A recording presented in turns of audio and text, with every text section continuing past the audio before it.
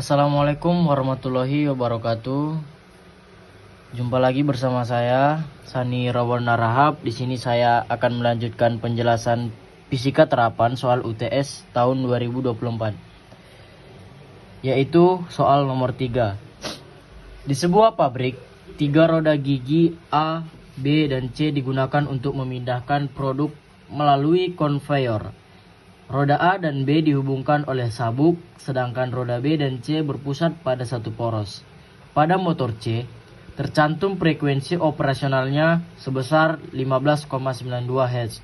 Diketahui bahwa jari-jari roda A adalah 0,5 meter, jari-jari roda B adalah 0,2 meter, dan jari-jari roda C adalah 0,3 meter.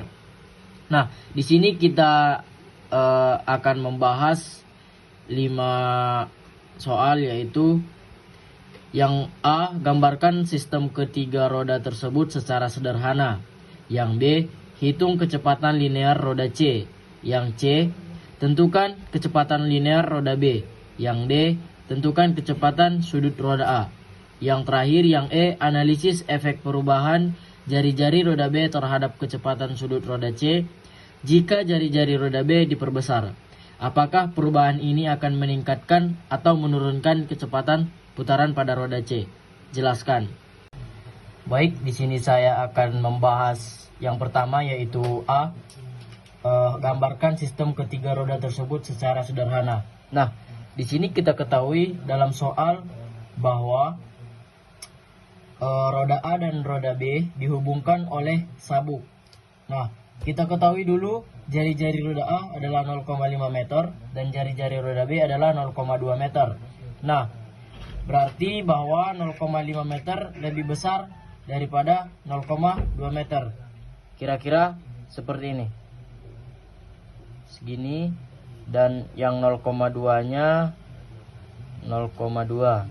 Nah, dihubungkan oleh sabuk. Ini yang A, ini yang B. Lanjut, diketahui dalam soal juga, sedangkan roda B dan C berpusat pada satu poros.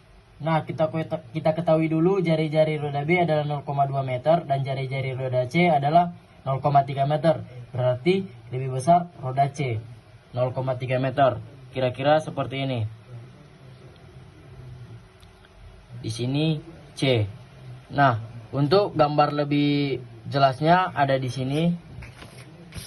Nah, di sini sudah jelas dia jari-jarinya A 0,5 meter, jari-jari roda B 0,2 meter, jari-jari roda C 0,3 meter.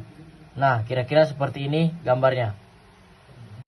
Baik, lanjut, di sini saya akan menjelaskan yang B, yaitu hitung kecepatan linear pada roda C.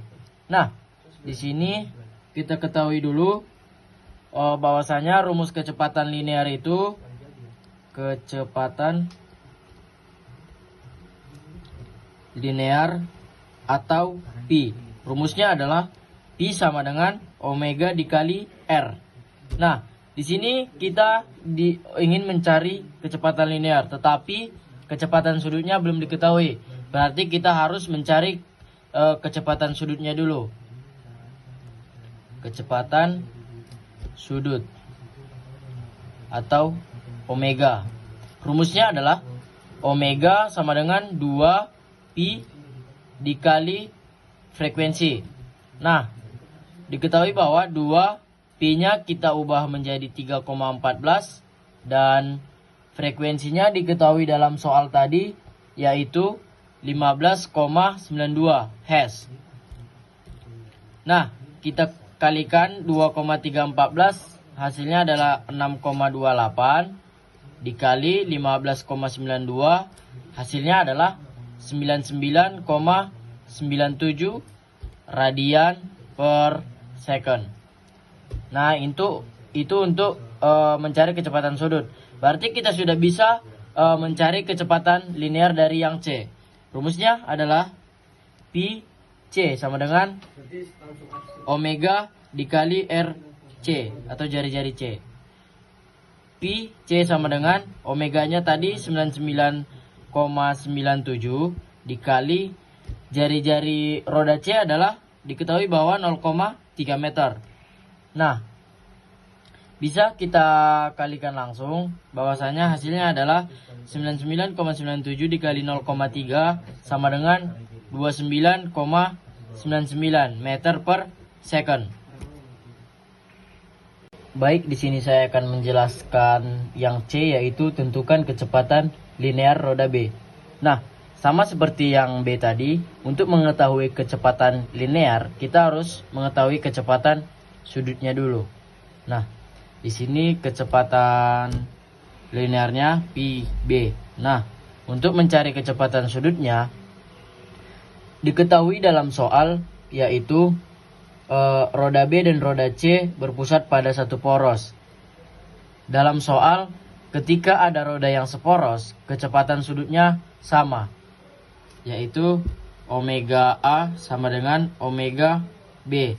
Kenapa saya bilang begitu? Karena roda B dan roda C ini yang pertama kali menggerakkan conveyor tersebut. Makanya untuk mencari kecepatan sudutnya, kita lihat mana yang pertama kali menjalankan conveyor tersebut, yaitu roda B dan roda C. Nah, dalam soal tadi, dalam yang tadi adalah ketika ada yang seporos, maka kecepatan sudutnya sama, yaitu omega A sama dengan omega B. Nah, omega A sama dengan omega B. Oh, ini omega B sama dengan omega C. Nah, diketahui bahwa omega B tadi sudah kita cari kecepatan sudut omega C, yaitu 99,97 radian per second. Nah, sudah dapat kecepatan sudutnya, yaitu omega B sama dengan 99,97. Kita sudah bisa mencari kecepatan linearnya, yaitu kecepatan linear B atau PB sama dengan omega dikali RB. Nah, kita masukkan 99,97 dikali 0,2. Hasilnya adalah 19,99 meter per second. Baik, saya akan lanjutkan menjelaskan yang D, yaitu tentukan kecepatan sudut roda A. Di sini kita diminta untuk menentukan kecepatan sudut A. Diketahui bahwa kecepatan sudut A di sini belum diketahui. Berarti kita akan menggunakan rumus kecepatan linear, yaitu Pi sama dengan omega dikali R. Kenapa kita menggunakan kecepatan linear?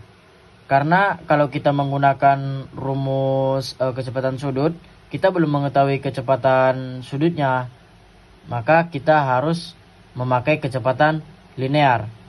Nah, pi A kan belum diketahui, maka untuk mengetahui pi A-nya, yaitu diketahui bahwa ketika ada roda yang setali, maka kecepatan linearnya itu sama. Diketahui bahwa di sini kecepatan linear yang sama atau yang setali itu adalah yang A sama yang B. Berarti bisa kita simpulkan bahwa pi A sama dengan pi B. Maka pi A sama dengan hasil dari pi B tadi, yaitu 19,99. Maka inilah kecepatan linear dari pi A. Meter per second, radian per second. Nah, kita bisa masukkan ke dalam rumus pi A nya itu, yaitu sama dengan pi B 19,99. Omeganya belum diketahui, ini yang kita cari omeganya yang kita cari, omega dikali RA.